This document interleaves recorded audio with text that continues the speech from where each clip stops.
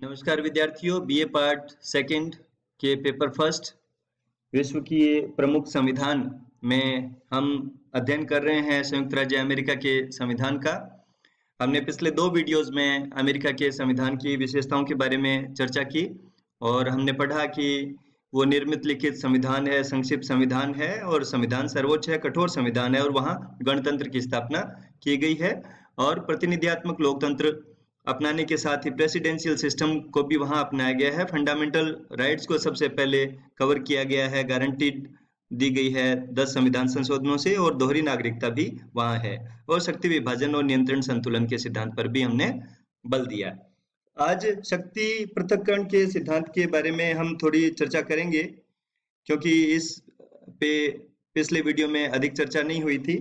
तो अमेरिकी शासन का कोई लक्षण इतना प्रमुख नहीं है जितना कि नियंत्रण और संतुलन की धारणा के साथ अपनाया गया शक्ति विभाजन का सिद्धांत है। तो शक्ति पृथक्करण के सिद्धांत का अर्थ है सरकार के 3 अंग होते हैं, व्यवस्थापिका, कार्यपालिका और न्यायपालिका। तो मोंटेस्क्यू ये मानता है कि सरकार के 3 अंगों में से प्रत्येक अपने क्षेत्र में स्वतंत्र होना चाहिए, उसे अपने कार्य क्षेत्र तक ही सीमित रहना चाहिए और उसके द्वारा दूसरे अंग के कार्य को प्रभावित करने या उस पर नियंत्रण स्थापित करने की कोई चेष्टा नहीं करनी चाहिए। मोंटेस्क्यू ये भी मानते हैं कि जितनी अधिक शक्ति होती है उतने ही उसके दुरुपयोग की आशंका रहती है।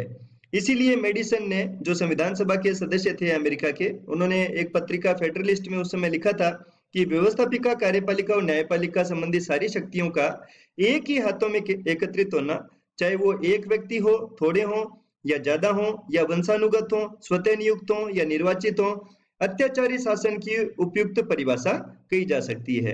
अर्थात शक्तियों का केंद्रीकरण यदि होगा तो अत्याचारी शासन की ही स्थापना होगी। इसीलिए 1787 में फिलाडेल्फिया के संविधान में जब नवीन संविधान का निर्माण किया जा रहा था तो संविधान निर्माताओं ने शक्ति विभाजन के सिद्धांत को बहुत महत्वपूर्ण माना। मेडिसन भी बार बार कहा करते थे कि हम निरंतर मोंटेस्क्यू की अदृश्य छाया से प्रेरणा ग्रहण करते रहे हैं और डॉक्टर फाइनर ने भी लिखा है कि अमेरिकी संविधान शक्ति विभाजन सिद्धांत पर आधारित विश्व में सर्वाधिक प्रसिद्ध राज्य शासन है। तो अब बात करते हैं अमेरिकी संविधान में शक्तियों का पृथक्करण किस प्रकार से किया गया है। यदि संविधान के अनुच्छेद देखें तो अनुच्छेद 1 में लिखा गया है कि संविधान में प्रदान की गई समस्त व्यवस्थापन संबंधी शक्तियां कांग्रेस में निहित होगी। अनुच्छेद 2 में लिखा है कि समस्त कार्यपालिकीय शक्ति संयुक्त राज्य अमेरिका के राष्ट्रपति में निहित होगी और अनुच्छेद 3 में लिखा गया है कि न्याय संबंधी समस्त शक्तियां एक सर्वोच्च न्यायालय तथा उन नीचे के न्यायालयों में निहित होगी जिन्हें कांग्रेस समय समय पर प्रतिष्ठित या स्थापित करे। इस प्रकार से हम देखते हैं कि अनुच्छेद 1, 2, 3 द्वारा व्यवस्थापिका, कार्यपालिका और न्यायपालिका हेतु तीनों पृथक अंग जो हैं वो बना दिए गए हैं। इसलिए संविधान में अंगों की स्वतंत्रता को और अधिक सुनिश्चित करने के लिए कुछ व्यवस्थाएं संविधान में की गई हैं, जो है कि शासन के तीनों अंगों के सदस्यों के चयन की प्रक्रिया भिन्न भिन्न है।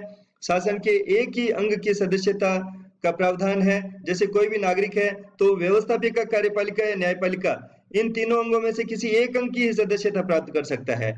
ये भारत या ब्रिटेन की तरह नहीं है कि आप सांसद भी हैं और आप मंत्री भी हो सकते हैं। सरकार के विभिन्न अंगों का कार्यकाल भी अलग अलग है और कार्यकाल है भी निश्चित। जैसे हाउस ऑफ रिप्रेजेंटेटिव है तो वो 2 साल कार्यकाल होता है उसका। ये बहुत ही लोअर हाउस है वर्ल्ड में और सबसे कमजोर हाउस है हाउस ऑफ रिप्रेजेंटेटिव, प्रतिनिधि सभा। सीनेट का कार्यकाल है तो 6 साल है। राष्ट्रपति का कार्यकाल है तो 4 साल है। हर चौथे साल बाद अमेरिकी राष्ट्रपति का निर्वाचन नवंबर में शुरू हो जाता है। और न्यायाधीश, यदि उनके कार्यकाल की बात करें तो वो तो जीवन पर्यंत रहते हैं, अपने सदाचार पर्यंत रहते हैं। तो इसलिए वहां पे सभी का कार्यकाल अलग अलग है। राष्ट्रपति कांग्रेस के किसी सदन को समय से पहले भंग नहीं कर सकता और कांग्रेस केवल महाभियोग के आधार पर ही राष्ट्रपति या न्यायाधीशों को पदच्युत कर सकती है। महाभियोग बहुत ही असामान्य और बहुत कठिन प्रक्रिया है, तो इसलिए ये इतना आसान कार्य भी नहीं है। फिर विविध अंगों के सदस्यों के उत्तरदायित्व के संबंध में भी भिन्नता का सिद्धांत अपनाया गया है।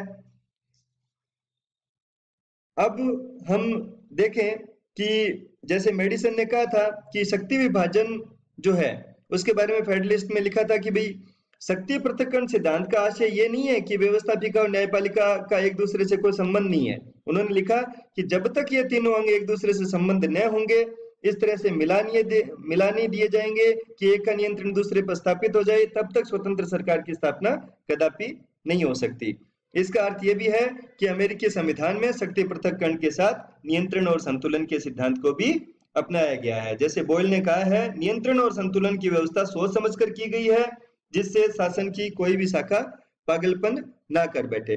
तो नियंत्रण संतुलन कैसे है? जैसे कांग्रेस की शक्ति पे नियंत्रण, राष्ट्रपति की कार्यपालिका शक्ति पे नियंत्रण, न्यायपालिका की शक्ति पे आंशिक नियंत्रण है। कांग्रेस के दोनों सदन एक दूसरे को नियंत्रित करते हैं, संघीय सरकार और राज्य सरकार जो है वो एक दूसरे को नियंत्रित करते हैं। इसीलिए जॉन एडम्स लिखता है और टेलर लिखता है, वो टेलर को एक लेटर लिखते हैं जिसमें जॉन एडम्स लिखते हैं कि आरंभ से अंत तक अमेरिकी संविधान में एक अंग दूसरे अंग पे प्रतिबंध रखता है। ओग और रे अमेरिकी संविधान के विशेषज्ञ हैं, वो मानते हैं कि अमेरिकी शासन का कोई लक्षण इतना प्रमुख नहीं है जितना कि नियंत्रण और संतुलन की धारणा के साथ अपनाया गया शक्ति विभाजन का सिद्धांत। इस प्रकार हम देखते हैं कि अमेरिका के संविधान में, जैसा कि मुंडो लिखते हैं, परंपराओं द्वारा नियंत्रण और संतुलन की प्रणाली पारस्परिक उत्तरदायित्व में बदल दी गई है और शक्ति विभाजन का सिद्धांत यद्यपि अमेरिकी संवैधानिक सिद्धांत के रूप में चल रहा है और अमेरिकी सरकार द्वारा व्यवहार में उसे मान्यता भी दी जाती है, लेकिन जब संकट काल आता है तो इसे शीघ्र और समर्थ कार्रवाई के मार्ग में बाधक भी नहीं होने दिया जाता। अब हम बात करते हैं अमेरिकी संविधान के जो पिलर्स हैं उनके बारे में। तो कांग्रेस है, वहां पे जो एक राष्ट्रीय व्यवस्थापिका है या विधायिका है, जिसके 2 सदन है। निचले सदन की जैसे मैंने चर्चा की वो हाउस ऑफ रिप्रेजेंटेटिव्स कहलाता है, उच्च सदन है वो सीनेट कहलाता है। जो हाउस ऑफ रिप्रेजेंटेटिव है उसका कार्यकाल 2 साल है, उच्च सदन सीनेट है उसका कार्यकाल 6 साल है। समानता का सिद्धांत सीनेट में रखा गया है। इसका अर्थ यह है कि हर राज्य से 2-2 सीनेटर लिए जाएंगे। फिर प्रत्येक सीनेटर की जो अवधि है वो 6 साल की है और उसे महाभियोग के जो विचार हैं वो शुरू करने का अधिकार सीनेट को दिया गया है। हाउस ऑफ रिप्रेजेंटेटिव्स में भी क्या है, राज्यों का प्रतिनिधित्व उनकी जनसंख्या के हिसाब से किया गया है। तो देखिए दोनों चीजों को सम्मिलित कर लिया, एक तो राज्य से उनका रिप्रेजेंटेशन उनकी पॉपुलेशन के अकॉर्डिंग हाउस ऑफ रिप्रेजेंटेटिव्स में रख दिया, और दूसरा संघ को मजबूत करने के लिए प्रत्येक राज्य को समान पावर देते हुए प्रत्येक राज्य से 2 सीनेटर वहां की फेडरल असेंबली में यानी कि सीनेट में बिठाए जाते हैं। अब हाउस ऑफ रिप्रेजेंटेटिव्स का कार्यकाल 2 साल है, जबकि सीनेट की कार्यकाल जो है वो 6 साल है। संविधान के तहत 2 सरकारों की स्थापना हो जाती है, एक संघीय सरकार यानी अमेरिका के राष्ट्रपति जिसका प्रमुख कार्यपालक होता है, दूसरी राज्य सरकार। तो इस प्रकार से अमेरिका में शक्तियों का स्पष्ट विभाजन देखने को मिलता है। जैसा हमने पहली बात करी कि ये पहला लिखित संविधान है जिसमें राज्य के स्वरूप, नागरिकों के अधिकार, शक्ति पृथक्करण को सबसे पहले अमेरिका के संविधान में ही लिखा गया, और जुडिशियल रिव्यू जैसे जो एस्पेक्ट हैं वो भी अमेरिकी संविधान से सबसे पहले आते हैं। 17 सितंबर 1787 में जो फिलाडेल्फिया का सम्मेलन हुआ और 11 राज्यों में सम्मेलनों की पुष्टि हुई और फिर यह संविधान बनाया गया, जो कि ये 4 मार्च 1789 से प्रभावी हुआ। और बहुत महत्वपूर्ण प्रश्न पूछा जाता है, इसमें अब तक 27 संविधान संशोधन हुए हैं। अब इस पे चर्चा के बाद हम देख लेते हैं कि अमेरिकी संविधान को क्यों उसका अध्ययन किया जाता है, ऐसा क्या है। तो अमेरिकी संविधान के निर्माण ने विश्व को एक लिखित प्रजातांत्रिक सरकार का आधार दिया है। अनेक देशों ने इसके आधारों को, जैसे भारत ने फंडामेंटल राइट्स को अपनाया, जुडिशियल रिव्यू को अपनाया, प्रस्तावना में से हम भारत के लोग, हम अमेरिका के लोग, तो ऐसे शब्द वहां से लिए गए। नागरिकों को अधिकार देने वाले लिखित विधानों में ये बहुत बड़ा जो जापान ने भी लिया। तो अमेरिका का संविधान है वो फंडामेंटल राइट्स के बारे में और फेडरल स्ट्रक्चर अमेरिकी संविधान की बहुत बड़ी देन है। इसके अलावा संविधान में शक्ति के पृथक्करण के सिद्धांत को अपनाया गया है, संघीय सरकार की स्थापना हुई, न्यायपालिका की सर्वोच्चता को अपनाया गया, जो कि ये क्या है, एक मॉडर्न पॉलिटिकल सिस्टम है। अमेरिका से ही एक फेडरल सिस्टम आता है, अमेरिका से ही जुडिशियल सुप्रीमेसी का कॉन्सेप्ट आता है। तो विश्व की प्रमुख शक्ति बनाने में अमेरिका के संविधान का बहुत बड़ा योगदान माना जाता है। एक बहुत बड़े राष्ट्र के लिए एक तरीके से संघीय व्यवस्था अपने आप में बहुत बड़ी देन है अमेरिका की। इसलिए वियर ने कहा भी है अमेरिकी संघीय व्यवस्था पे कि अमेरिकी संविधान में कहीं पर भी संघीय या संघ शब्द का प्रयोग नहीं किया गया, लेकिन फिर भी इसे संघीय संविधान कहा जाता है।